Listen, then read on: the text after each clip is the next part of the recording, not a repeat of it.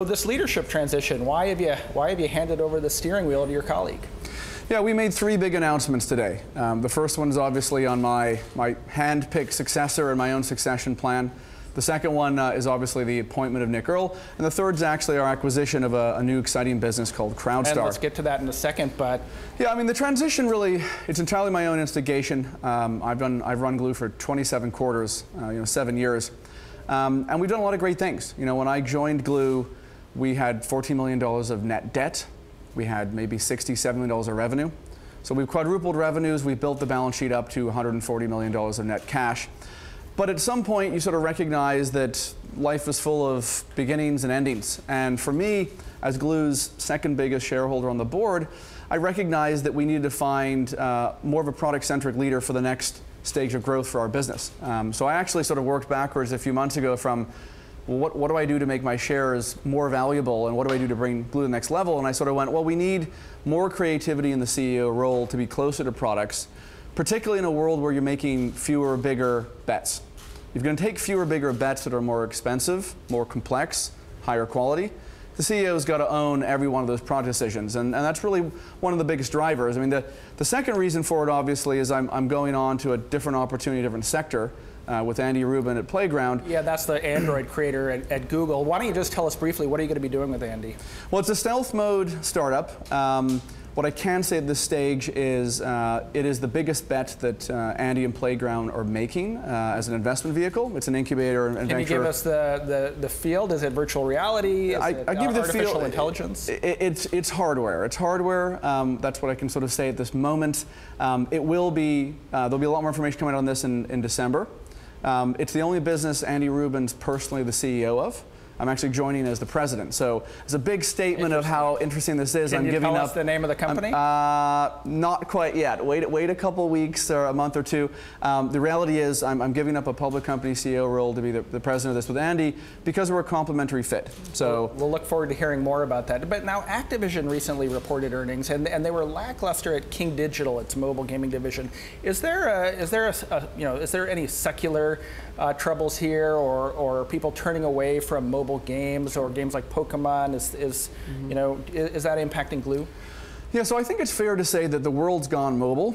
2 or 3 years ago, the App Store was entirely a game store in a lot of ways. And what's happened today is, Facebook's moved its revenues from, web to almost 100% mobile now, and they're doing very well with that strategy, and we're partners of them. Today, the App Stores reflect all of entertainment and all of life. You have social networking, you have video, music, dating, gaming. And it's certainly getting harder to get a top grossing spot that lasts because the products that do it are becoming really just platform products. Spotify is a platform for music. Hulu is a platform for video. So what Glu is doing, I think this is true for the whole sector, is trying to make increasingly platform bets with the new products we build as well as our acquisition strategy.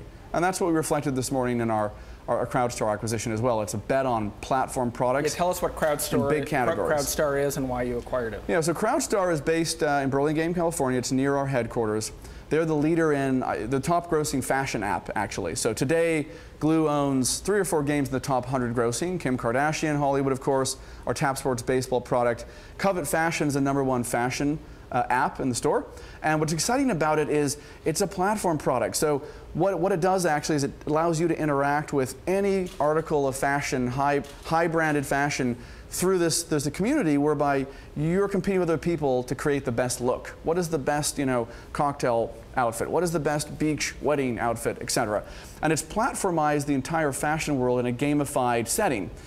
We have a home game launching with our new CrowdStor colleagues, actually not too long out, between now and Christmas. We think they could do the same thing in the home design category. So the future of Glu is very much going to be about these platform bets. What can we do to actually build out evergreen properties that fundamentally never go away? We want to hold one of those top grossing spots, never have it diminish, and that means you've got to go after big categories: fashion, home, celebrity, social networking, music, TV, etc. The celebrity category, obviously one that you've had a lot of success with, but how have other celebrities managed to replicate what Kim Kardashian did with the Hollywood game? Yeah, it's a good question. I mean, I think it's fair to say that in the game space, replication is difficult in a traditional hit-driven model.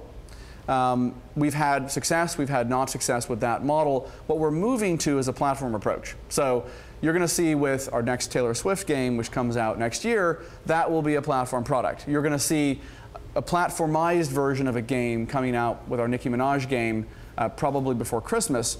And you're going to see more and more of this platform thinking coming to the entire Glu roadmap the farther out that we get. Okay, Niccolo, last question of vital importance to the audience of Bloomberg Technology. Kim Kardashian on social media, right? She hasn't, as I understand, I'm not a huge follower, tweeted or interacted with her supporters or fans since she was robbed in Europe recently. Right. How long will that last, and when will she return? I don't know exactly when she's going to return. I've said in other news outlets that I'm certainly optimistic she will. I think the world would miss not having a Kim Kardashian involved through social media. She's very much the pioneer of this. You know, I am in touch with her, so our game is going on and it is being updated, and there is a roadmap of updates which she's approving. Was her departure related to the theft? Was this taking a break from all public interaction? Well, I don't think I'm in a position to comment on that, whether or not I know the answer to that. Ultimately, she's a consummate professional. I think it's been a traumatic event, no doubt about that. I'm sure there's all sorts of investigations going on about that. And I'm sure she's thinking about you know, whether or not that you should be rejiggering how you use social media in the future. But the important thing for Glu, which I want to be clear on, is that, you know, the game contract goes on for many years. Kim's been a great partner. She's going to continue being a great partner. And we have no hold up in our ability to put out updates with her approval.